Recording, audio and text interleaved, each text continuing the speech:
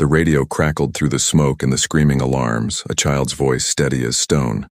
"Tower, this is Viper. I have the aircraft."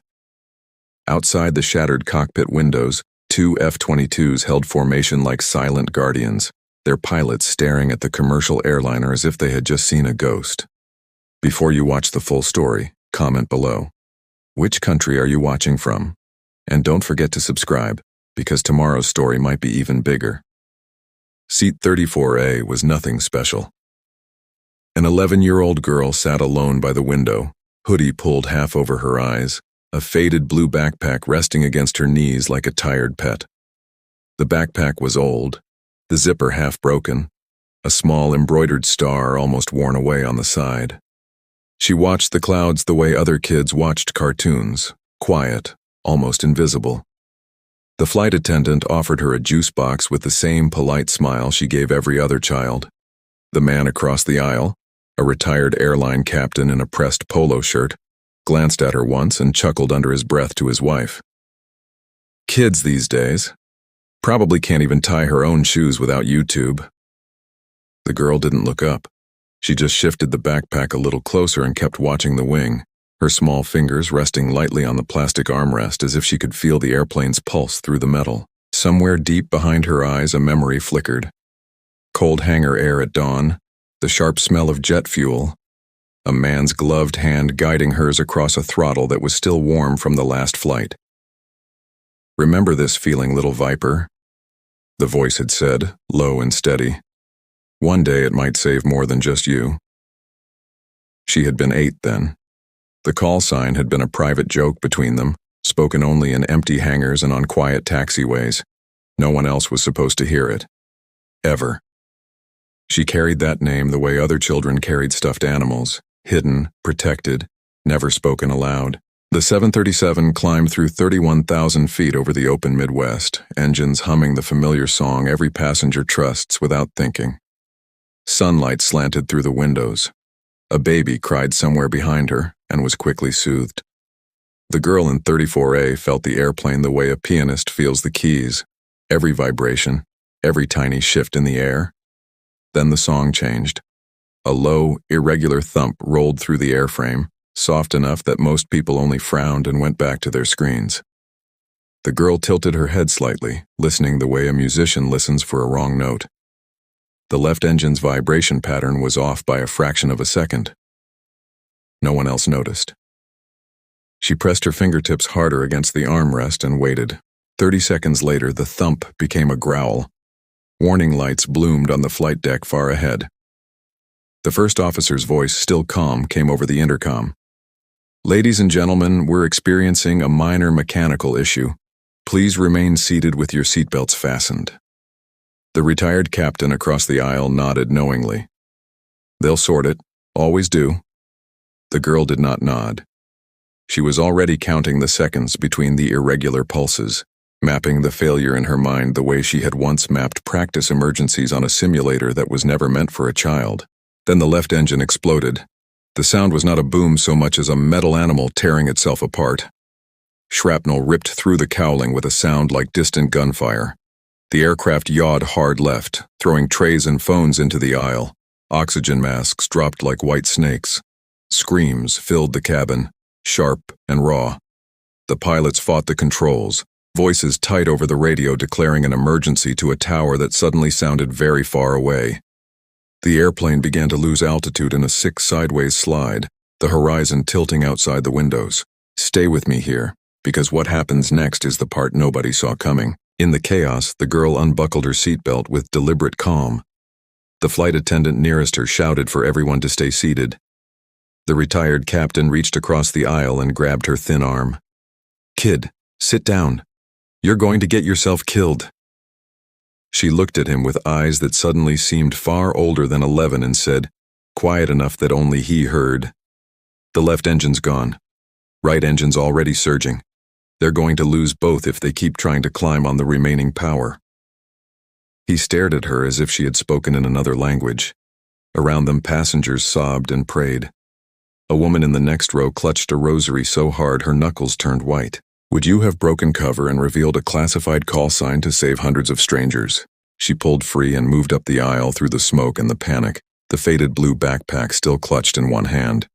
A second flight attendant blocked the cockpit door, face pale. "Honey, you can't go in there. Get back to your seat right now." The girl didn't raise her voice.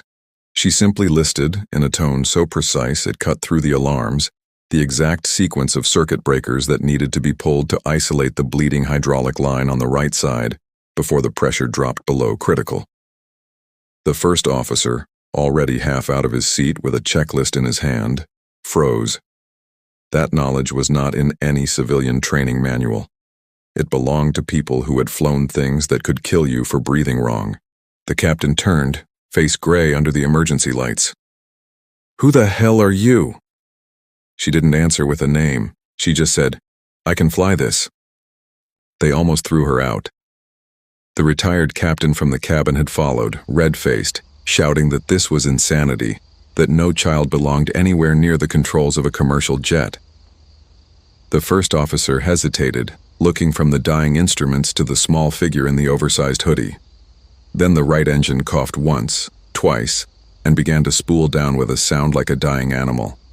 Altitude was bleeding away faster now. The captain made the only choice left. He unstrapped and moved aside. The girl slid into the left seat. Her feet barely reached the rudder pedals.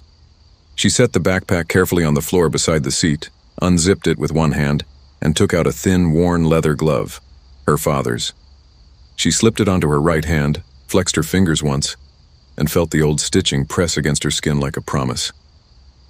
The ordinary backpack that had looked like any other child's school bag now sat against the seat rail like a silent witness.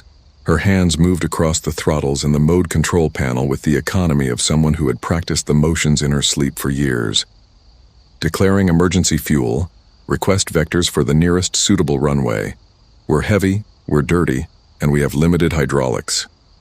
The tower controller's voice cracked when he answered. On the military frequency, 2 F-22s that had scrambled minutes earlier for a possible hijacking suddenly went quiet. Their pilots listened to a child's voice speaking the language of warplanes with the calm of someone who had lived inside it. She flew the wounded 737 the way a surgeon works. No wasted motion, every decision measured against the next possible failure. Hydraulic pressure was dropping. One of the remaining generators failed with a sharp electrical snap.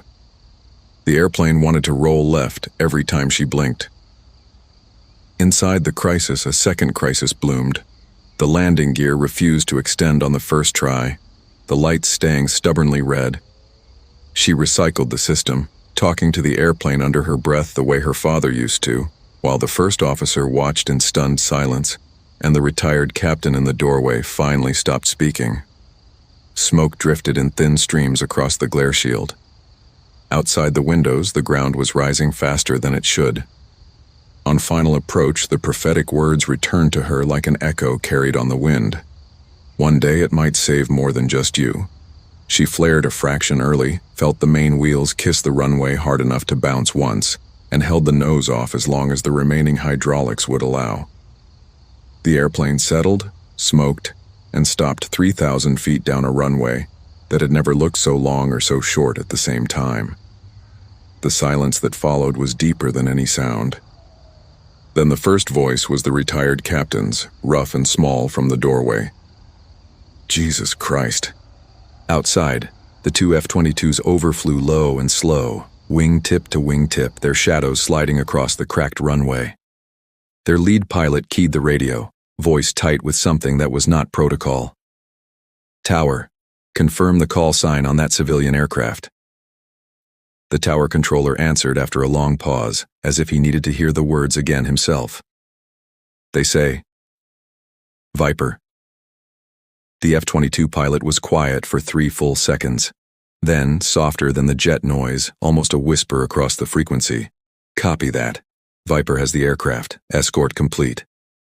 In the cockpit, the girl leaned back against the seat, the leather glove still on her small hand, the faded blue backpack resting against the seat rail like it had never left her side.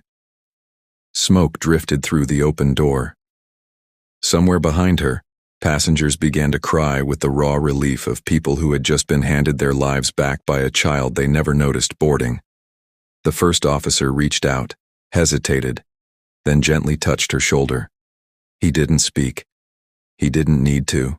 She closed her eyes for a moment, listening to the dying systems wind down one by one, and allowed herself one private thought. Dad would have been proud. The next story is already waiting out there somewhere. You just don't know it yet.